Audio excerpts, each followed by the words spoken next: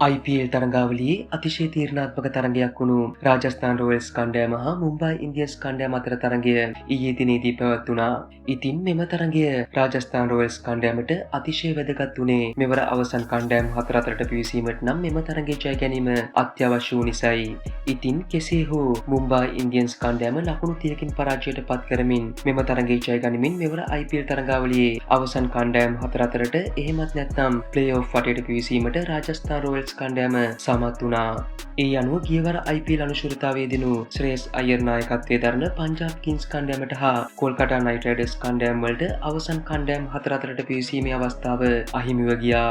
තරඟාවලියේ මුල් තරඟ 6ම ජයග්‍රහණය කර ගනිමින් මෙවර අවසන් කණ්ඩායම් 4 අතරට පිවිසීමට වැඩි අවස්ථාවක් තිබූ පංජාබ් කණ්ඩායමට අවාසනාවන්ත ලෙස තරඟාවලියෙන් ඉවතට විසීමට සිදුවීම විශේෂත්වයක් වනවා. ඉතින් මෙම තරඟයේදී ශ්‍රී ලංකා පිතිකරු දශුන් ශානකගේ පිතිහරඹය කැපී පෙනුණා. එහිදී ඔහු පන්දු 15කින් ලකුණු 29ක් ලබා ගත්තේ දැවැන්ත 6 පහරවල් 3ක්ද සමගයි.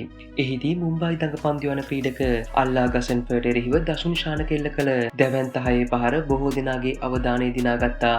එම 6 පහර මීටර් 100ක දැවැන්ත 6 පහරක් බවට පත්ව තිබුණා. කෙසේ හෝ අවාසනාවන්ත අයුරින් ඔහුගේ ඉනිම නිමාවට පත් වුණේ දුවද්දී දැවියාමකට ලක්වීම නිසායි. එහිදී පිතිකරණන්තයේ සිටි රාජස්ථාන් රොයල්ස් කණ්ඩායමේ දුරු ජූරල් එම ලකුණු ලබා ගන්නට දසුන් ශානකට ආරාධනා කරත් ආපසු හැරි ඔහු නැවත පිතිකරණන්තයට හැරී යාම නිසා දසුන් ශානකට දැවී යාමට සිදු වුණේ අවාසනාවන්ත ලෙසයි.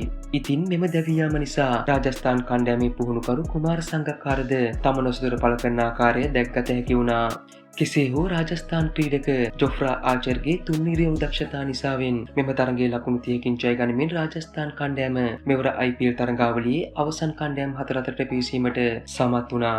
ඉතින් මේ වෙද්දී IPL තරඟාවලියේ අවසන් කණ්ඩායම් 4 නිල වශයෙන්ම තේරීපත් වී අවසන්. එහිදී ගියවර IPL චූරයන් බවට පත් වූ රොයල් චැලෙන්ජර්ස් බැංගලෝර් කණ්ඩායම, ඒ වගේම ගුජරාට් ටයිටන්ස් කණ්ඩායම, සන්රයිසර්ස් හයිදරාබාද් කණ්ඩායම හා රාජස්ථාන් රොයල්ස් කණ්ඩායම මෙවර IPL ප්ලේ-ඔෆ් වටේට සුදුසුකම් ලැබුවා. ඉතින් ශ්‍රී ලංකා නියෝජනයන් වන ඉෂාන් මාලිංග, කමිඳු මෙන්ඩිස්, දිල්ෂාන් මදුශංක සන්රයිසර්ස් කණ්ඩායම නියෝජනය කරන අතර දසුන් ශානක රාජස්ථාන් කණ්ඩායම වෙනුවෙන් මෙවර IPL ප්ලේ-ඔෆ් වටය නියෝජනය කරනවා.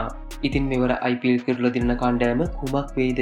ඔබ හිතන කණ්ඩායම පහලින් කමෙන්ට් කරන්න යන්නත් අමතක කරන්න එපා.